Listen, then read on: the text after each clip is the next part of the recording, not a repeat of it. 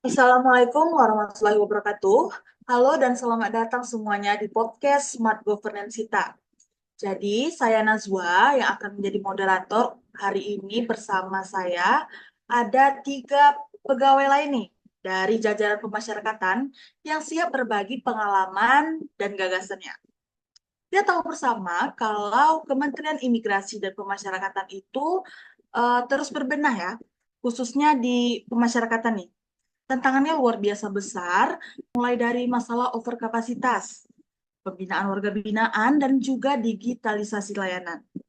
Tugas kita ini sebagai ASN adalah mewujudkan tata kelola pemerintah yang cerdas atau disebut smart governance. Nah, lalu seperti apa sih praktik baik atau praktik buruk yang terjadi di sekitar kita? Ada tidak ya kaitannya dengan manajemen ASN atau konsep smart ASN? Mari kita gali bersama-sama. Selamat datang Sawirda Adam dan Rajes. Bagaimana kabarnya teman-teman semua? Alhamdulillah baik. Alhamdulillah baik. Sudah siap belum untuk kita mulai podcast Smart Governance kita? Siap.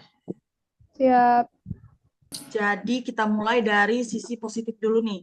Menurut rekan Zawirda, dari pengalaman atau pengamatannya di unit kerja, ada tidak ya good practice atau praktik baik dalam mewujudkan smart governance di pemasyarakatan?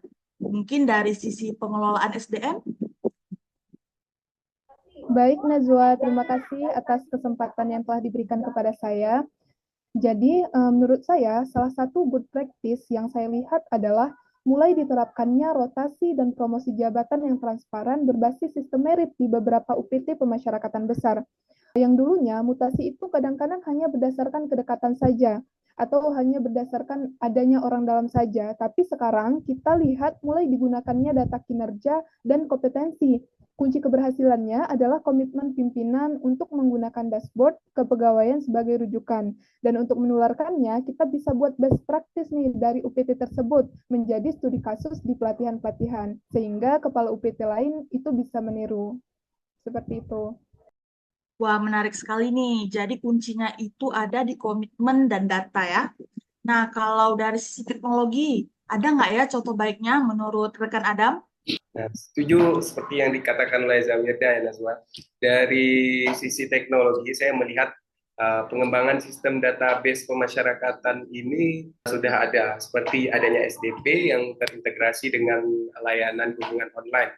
Itu merupakan salah satu lompatan besar yang terjadi ya. Dapat kita ambil contoh seperti dulu seorang keluarga itu jika mau berkunjung itu harus mengantri secara langsung ya.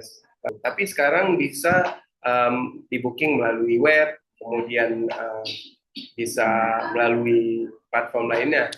Pastinya ini praktik yang sangat inovatif dan transparan, dan pastinya mengurangi kontak fisik yang tentunya akan beresiko juga. Nah, kunci keberhasilannya adalah ada pada kemauan untuk mendigitalisasi proses manual untuk menjadi digitalisasi. Kemudian untuk memperluasnya kita perlu memastikan infrastruktur internet yang ada di seluruh UPT itu berjalan merata dan adanya helpdesk yang siap membantu jika adanya kendala atau ada petugas yang gagap akan teknologi. Mungkin seperti itu, Nazwa. Baik-baik. Jadi efisien dan humanis ya. Nah, kalau inovasi di bidang pembinaan nih, mungkin rekan Rajes ingin memberi pendapatnya. Saya sangat mengapresiasi program kemitraan dengan pihak swasta untuk pelatihan vokasi di dalam lapas. Contohnya lapas yang bekerja sama dengan perusahaan untuk membuat bengkel las atau pembuatan roti. Ini good practice karena menyiapkan WBP kembali ke masyarakat dengan bekal skill. Kunci keberhasilannya adalah kolaborasi dan jemput bola dari pihak lapas ke industri. Agar bisa ditularkan, perlu dibuat MOU, payung hukum, dan Ditjenpas dengan Kementerian Perindustrian atau Asosiasi Pengusaha, sehingga UPT lain tinggal menjalankan. Baik, terima kasih jawabannya teman-teman semua. Itu barusan diskusi yang baik dan hebat banget. Tapi kita juga harus jujur nih melihat praktik buruk yang ada di sekitar kita.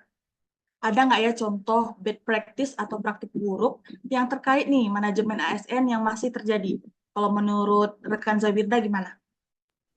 Benar sekali. Sayangnya sampai saat ini itu masih ada bad practice yang terjadi di lingkungan instansi kita. Contohnya itu adalah penempatan pegawai yang tidak sesuai dengan kompetensi yang dimiliki oleh pegawai tersebut.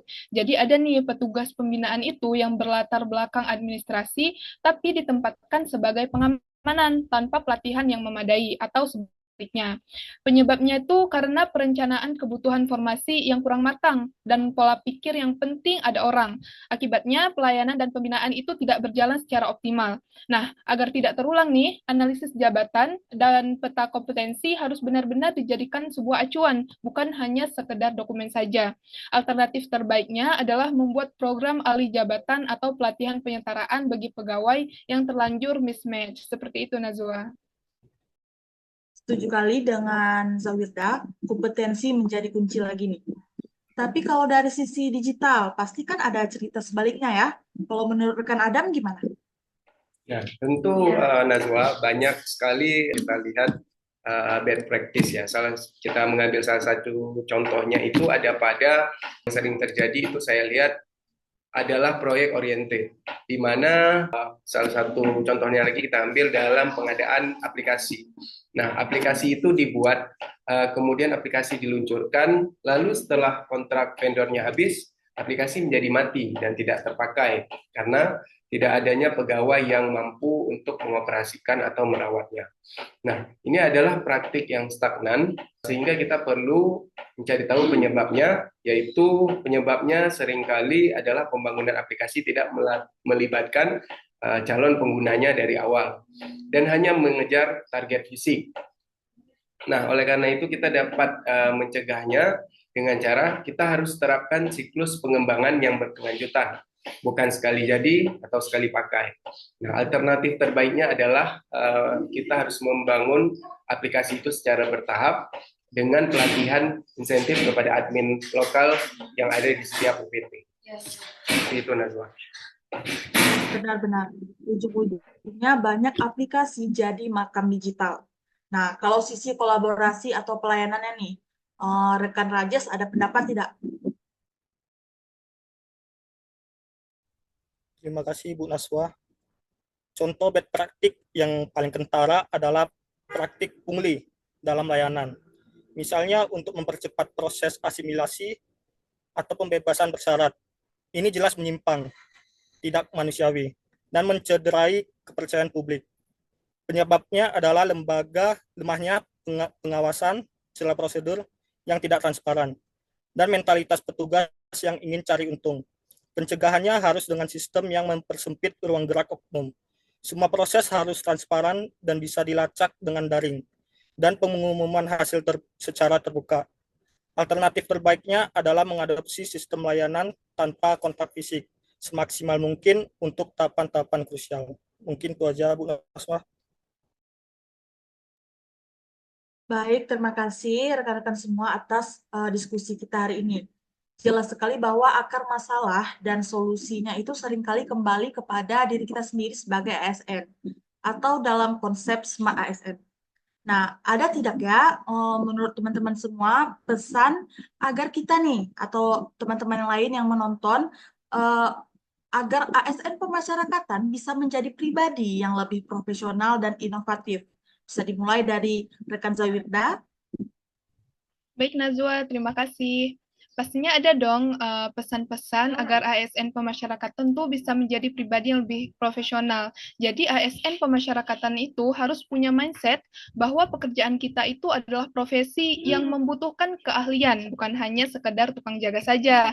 Kita harus proaktif untuk terus meningkatkan kompetensi, misalnya melalui MOOC atau diklat teknis kepemasyarakatan secara digital. Seperti itu, Nazwa. Baik, kalau menurut rekan Adam gimana nih pesannya? Nah, saya juga setuju bagaimana yang dikatakan oleh Zawirda tadi. Namun saya ingin menambahkan kita jangan pernah takut dengan digitalisasi. Justru dengan digitalisasi itu beban administrasi yang ada di kantor kita dapat berkurang dan akan dimudahkan. Kemudian kita juga lebih banyak waktu untuk berinteraksi dan pembinaan juga lebih berkualitas dengan WBP. Jadi digitalisasi adalah alat bantu yang sangat baik, bukanlah sebuah beban. Kalau menurut Markus, ada tidak pesannya pada kami semua?